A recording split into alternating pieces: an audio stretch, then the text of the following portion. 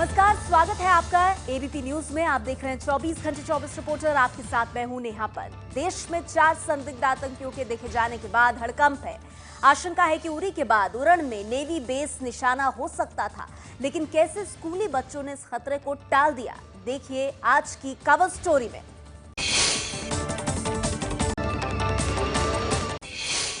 मुंबई के पास उरण में navy base के पास स्कूली बच्चों ने हथियारों से लैस संदिग्धों को देखने का दावा किया। नेवी ने हाई अलर्ट जारी किया। मुंबई में सुरक्षा बढ़ाई गई। मुंबई के पास उरण में नेवी का हथियार डिपो है। आज सुबह 6:30 बजे 2 स्कूली बच्चों ने संदिग्धों को बंदूक के साथ देखने का दावा किया। फौरन नेवी ने हाई अलर्ट जारी किया। हेलीकॉप्टर से तलाश शुरू हुई। संदिग्धों की तलाश में जुटी कमांडो। उरण के इस परिसर में कमांडोज और एनएसजी की टीम यहाँ पर आप देख सकते हैं। यहाँ आप देखिए, इस इमारत में एनएसजी और जो कमांडोज की टीम है वो सर्च कर रही है। सर्च करके जानकारी जुटा रही है कि आखिर क्या इस यहाँ पर कोई छुपे हो सकता है, क्योंकि ये बंद पड़ी हुई शायद इमारत है। और यहाँ पर आप देखिए कमांडोज की टीम यहाँ अंदर की तरफ जाते हुए आप यहाँ पर देख सकते हैं। ये सर्च ऑपरेशन यहाँ चल रहा है। एक बच्चे ने एक संदिग्ध के बारे में बताया, लेकिन दूसरे ने बताया कि उसने सुबह करीब 6:30 बजे 4 संदिग्धों को देखा। बच्चों ने फौरन स्कूल टीचर को बताया। स्कूल की तरफ से पुलिस को सूचना दी गई, जिसके बाद नेवी, पुलिस, एटीएस, आईबी और एनएसजी हरकत में आ गई। यही है वो जगह जो कुंभारवाड़ा रोड है। यहाँ से लगभग एक आधे किलोमीटर के डिस्टेंस पे इनका स्कूल है। इसी रास्ते से वो लड़के स्कूल जा रहे थे। सुबह 6:30 बजे उसने इसी जगह पे 2 लोगों को देखा था, जिन्होंने पठानी ड्रेस जो पहना था पूरा, और उनके हाथ में गन्स थी, ऐसे उसने लड़की ने बताया था। उसने 4-5 आदमियों को देखा। पूरा मतलब उसने वर्णन किया उसका कि पूरा ब्लैक ड्रेस पहना हुआ था, हाथ में ब्लैक ग्लोव्स डाले हुए थे, ब्लैक शूज थे, पूरा मुंह ढका हुआ था, गन थी हाथ में और लगेज था। और उसने कुछ सुना कि स्कूल ओएनजीसी अटैक करना है और हम लोग दोनों पैर में जाएंगे, ऐसा कुछ सुना उसने। उरण में न सिर्फ नेवी का हथियार भंडार है, बल्कि जवाहरलाल नेहरू पोर्ट और बाबा एटॉमिक रिसर्च सेंटर भी है। इसी लिहाज से संदिग्धों को लेकर खतरा बढ़ा है। आतंकवादी पहले पठानकोट एयरबेस और फिर उरी में सेना के बटालियन मुख्यालय को निशाना बना चुके हैं। अब उरण में नेवी बेस के पास संदिग्ध दिखने के बाद मुंबई में सुरक्षा कड़ी कर दी गई है। उरण में संदिग्ध आतंकियों की खबर मिलते ही इलाके के स्कूल बंद कर दिए गए थे। मुंबई के आसपास नाकेबंदी शुरू की गई। संदिग्ध गाड़ियों की जांच की जाने लगी। समंदर किनारे की हर हलचल पर नजर रखी जा रही थी। एयरपोर्ट के पास सुरक्षा बढ़ा दी गई। मुंबई और नवी मुंबई में सुरक्षा बढ़ा दी गई है। मैं इस वक्त दक्षिण मुंबई के गेटवे ऑफ इंडिया इलाके के पास हूं, वह स्थान जहां पहले भी एक बड़ी आतंकी वारदात हो चुकी है। उरण में संदिग्धों के देखे जाने के बाद दक्षिण मुंबई सहित कई महत्वपूर्ण स्थानों पर सुरक्षा कड़े कर दिए गए हैं। समुद्री किनारों पर सुरक्षा बढ़ा दी गई है। इस वक्त मैं हूं मुंबई के एयरपोर्ट पर। आप देख सकते हैं कि यहां पर सुरक्षा व्यवस्था के कड़े इंतजाम कर दिए गए हैं। यहां पर जो भी सुरक्षाकर्मी तैनात रहते हैं उन्हें अलर्ट कर दिया गया है। मैं मुंबई के मरीन ड्राइव इस परिसर में हूं और यहाँ पर हमने देखा जगह जगह नाकाबंदी की जा रही है। और जो संदिग्ध गाड़ियां हैं या टैक्सी हो या कोई जिनको शक आता है कि शायद इनकी तफ्तीश है, इनकी तहकीकात की जाए, तो उन लोगों को रोककर यहाँ उनसे पूछताछ की जा रही है। मुंबई पुलिस ने टोल फ्री नंबर 022-2285-2885 नंबर जारी किया है, जिस पर कोई भी संदिग्धों से जुड़ी किसी भी तरह की सूचना दे सकता है। नवाज शरीफ के झूठ का भारत ने दिया करारा जवाब। विदेश मंत्रालय ने कहा, पाकिस्तान के आतंक से दुनिया हुई लहूलुहान। नवाज शरीफ ने बुधवार को पूरी दुनिया के सामने फिर कश्मीर का रोना रोया। वो 19 मिनट के अपने भाषण में 8 मिनट तक कश्मीर का राग अलापते रहे। Burhan Wani, the young leader murdered by Indian forces, has emerged as a symbol of the popular and peaceful freedom movement. It was shocking that a leader of a nation can glorify a self-declared, a self-advertised terrorist at such a forum. My country has been the principal victim of terrorism, including that supported, sponsored and financed from abroad. Sensitizing the world about the terrorism emanating from Pakistan, how Pakistan continues to treat terrorism as a matter of state policy. Bharat ने कहा कि उरी हमला पाकिस्तान ने करवाया है।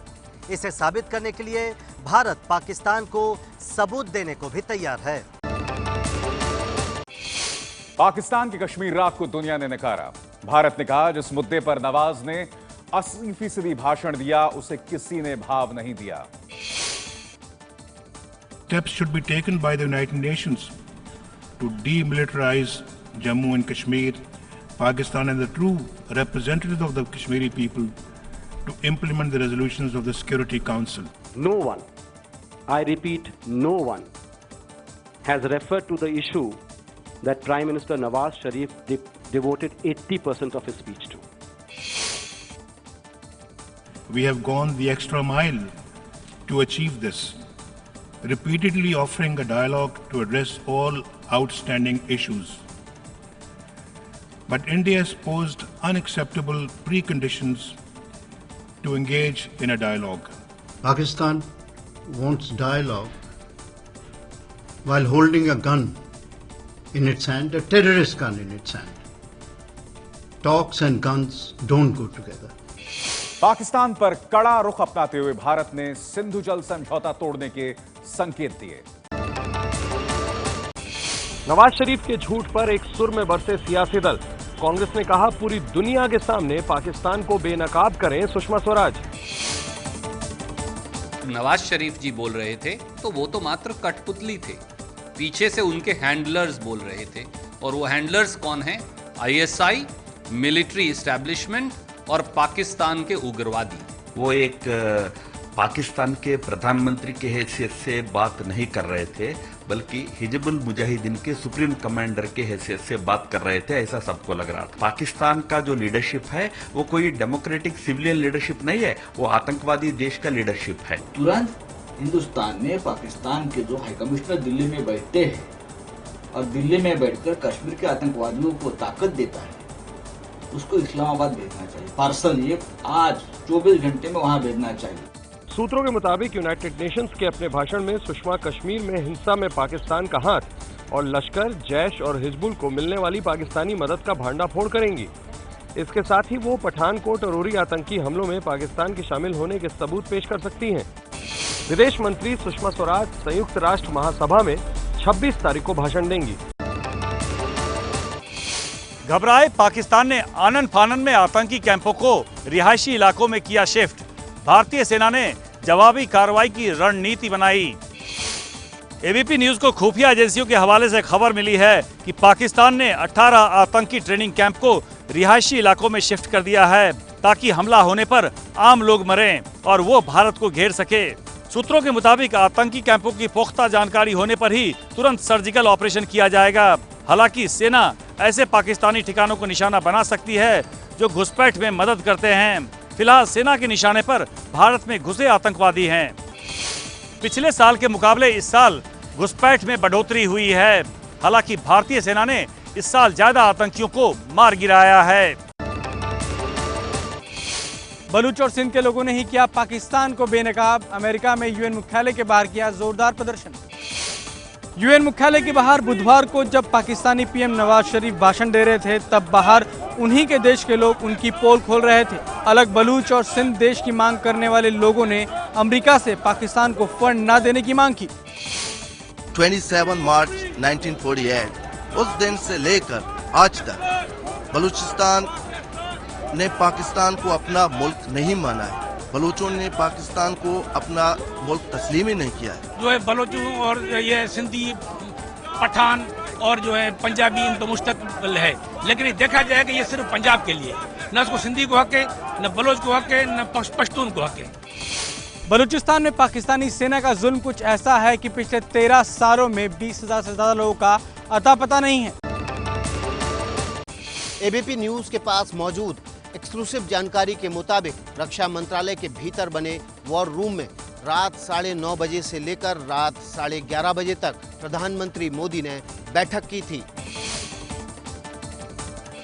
मोदी के साथ war room में एनएसए अजीत डोभाल, सेना प्रमुख दलबीर सुहाग, वायुसेना प्रमुख अरूप राहा, नौसेना प्रमुख सुनील लांबा मौजूद थे। प्रधानमंत्री के सामने एक बड़ी टेबल पर पाकिस्तान के अहम ठिकानों के नक्शे रखे गए। लोकेशन की सटीक जानकारी देने के लिए इसके बाद सैंड मॉडल यानी रेत से बने मॉडल के जरिए दुश्मन के हूबहू ठिकानों को सामने रखा गया। ये मॉडल पीओके में बने आतंकी कैंपों के थे। प्रधानमंत्री को बताया गया कि कैसे आतंकी कैंपों को ध्वस्त किया जा सकता है। इसके बाद तीनों सेनाओं के प्रमुखों ने किसी भी ऑपरेशन को चलाए जाने पर किस तरह से हमला किया जाएगा, ये भी बताया था। नौगाम में आतंकियों से मुठभेड़ के दौरान शहीद हवलदार मदन लाल को आज अंतिम विदाई दी गई। पठानकोट में नम आंखों से शहीद हवलदार मदन लाल का अंतिम संस्कार हुआ। बूढ़ी मां ने अपने लाल को कंधा दिया तो 6 साल की बेटी ने अंतिम सलामी दी। परिवार में पत्नी के अलावा 2 साल का बेटा भी है। शहीद मदन लाल 17 साल से डोगरा रेजिमेंट का हिस्सा थे। उड़ी में पाकिस्तान की कवर फायरिंग की आड़ में घुस रहे आतंकियों से मुठभेड़ के दौरान हवलदार मदन लाल को गोली लग गई थी। उत्तरी कश्मीर में एनकाउंटर के दौरान सेना ने आज एक और मिलिटेंट को ढेर कर दिया। खुफिया सूत्रों से मिली जानकारी के बाद बांडीपुर के आरागाम गांव में मिलिटेंटों को सेना ने घेर लिया था। सर्च ऑपरेशन के दौरान मिलिटेंटों ने गोलियां चलाई, जिसके बाद मुठभेड़ में ये मिलिटेंट मारा गया। बाकी मिलिटेंटों की तलाश में तलाशी अभियान अब भी जारी है।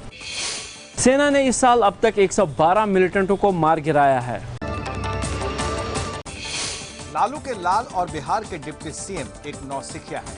ये बात पटना हाईकोर्ट ने अपने एक आदेश में कही। बिहार के उप मुख्यमंत्री तेजस्वी यादव ने कांग्रेस के एक विधायक की शिकायत पर सहायक इंजीनियर अरविंद कुमार का तबादला कर दिया था। मामला कोर्ट पहुंचा। दलील दी गई कि बिहार सरकार के नियम के मुताबिक 3 साल से पहले किसी का तबादला नहीं हो सकता, न ही विधायक की शिकायत पर। इसी मामले में कोर्ट ने कहा तेजस्वी नौसिखिया हो सकते हैं, उन्हें कानून पता होना चाहिए। जुडिशरी को हर कोई फॉलो करता है और उसके आदेशों का पालन होना चाहिए, सारी चीजें।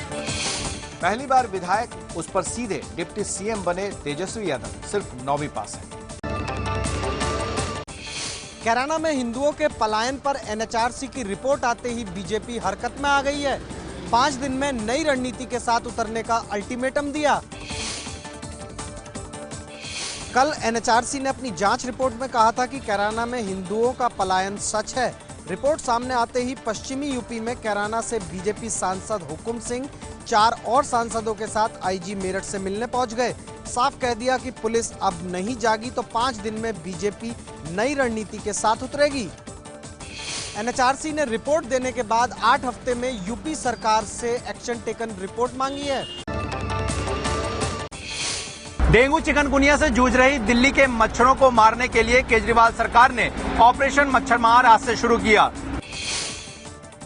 जब एमसीडी और सरकार से मच्छर मारते नहीं बना तो लोगों को बचाने के लिए निजी कंपनी की मदद ली गई। किराए पर फॉगिंग की 200 मशीनों के साथ दिल्ली में ऑपरेशन मच्छरमार शुरू हो गया। हफ्ते भर में 600 ऐसी मशीनें लगाई जाएंगी।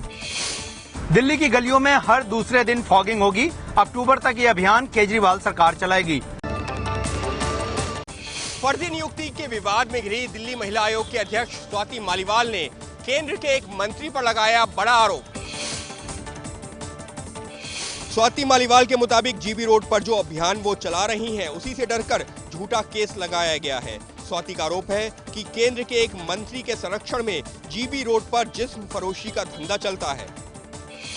केंद्रीय सरकार के एक मंत्री हैं और देश की एक प्रमुख पार्टी के दिल्ली के बड़े नेता हैं, जिनके संरक्षण में ये पूरा का पूरा धंधा चल रहा है। तो वो चुप क्यों रही और अभी भी पहेलियां क्यों बुझा रही है? यानी कि जब आप पे मुकदमा दर्ज हो गया तब आप इस तरह की बातें कर रही हैं।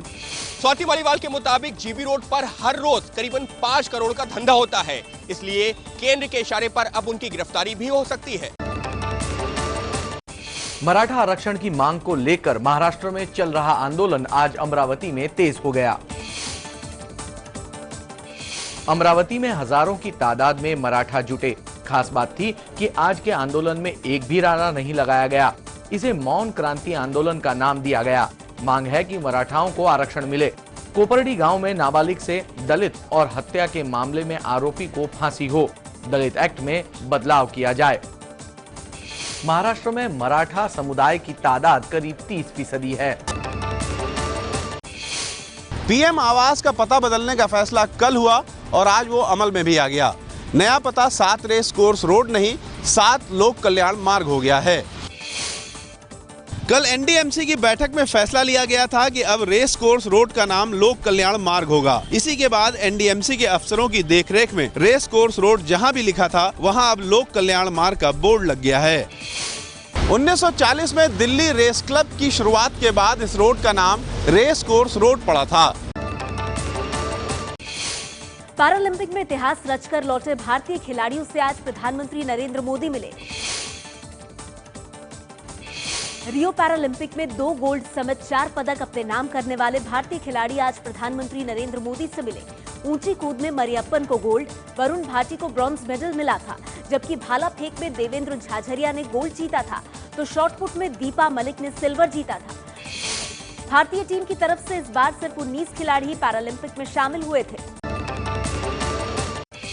इलाहाबाद में आंगनबाड़ी कार्यकर्ताओं का अनूठा प्रदर्शन, सूप पीटकर किया विरोध।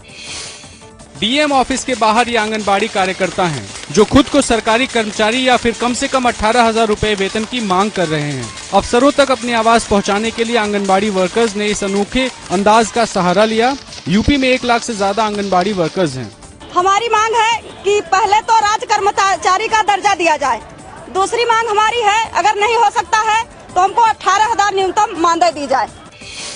हाल ही में हाईकोर्ट ने आंगनबाड़ी कार्यकर्ताओं के वेतन को लेकर महिला एवं बाल विकास सचिव को गंभीरता से विचार करने को कहा है।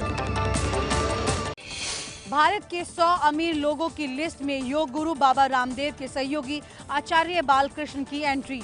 फोर्ब्स ने देश का 48वां सबसे अमीर शख्स बताया।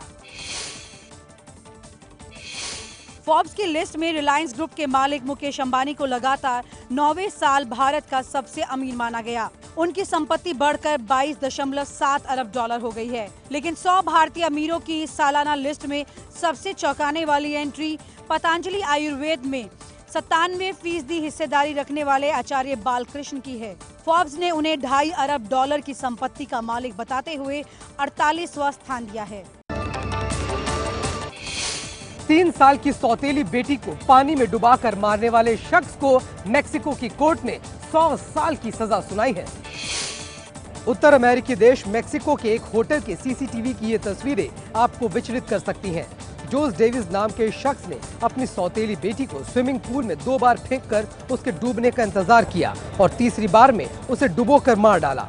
वारदात के वक्त बच्ची की मां होटल के कमरे में सोई थी। घटना पिछले साल अगस्त की है। वीडियो सामने आने के बाद अमेरिका में जबरदस्त प्रतिक्रिया हुई थी। अमेरिका में रनवे पर स्टंट पायलट का मौत से सामना। तस्वीरें अमेरिका के नेवेदा की हैं, जहां थॉम रिचर्ड नाम का पायलट स्टंट की तैयारी में था। तकनीकी खराबी के कारण उन्हें अपने विमान का इंजन बंद करना पड़ा। विमान का कॉकपिट खोलकर थॉम ने इसका इशारा भी दिया, लेकिन पीछे से उड़ान भरने आ रहे विमान नहीं रुके। इसी दौरान रनवे पर रफ्तार पकड़ रहे तीसरे विमान का डैना थॉम के विमान के कॉकपिट को तोड़ता आगे निकल गया। मौत को इतनी नजदीक से छूकर जाते देख ये पायलट भी सन्न था। 24 घंटे 24 रिपोर्टर में इन 3 खबरों पर नजर बनी रहेगी। फ्रांस से राफेल डील पर साइन होगा। केरल में बीजेपी की राष्ट्रीय परिषद की बैठक और आपके 21 संसदीय सचिवों के केस में चुनाव आयोग में सुनवाई।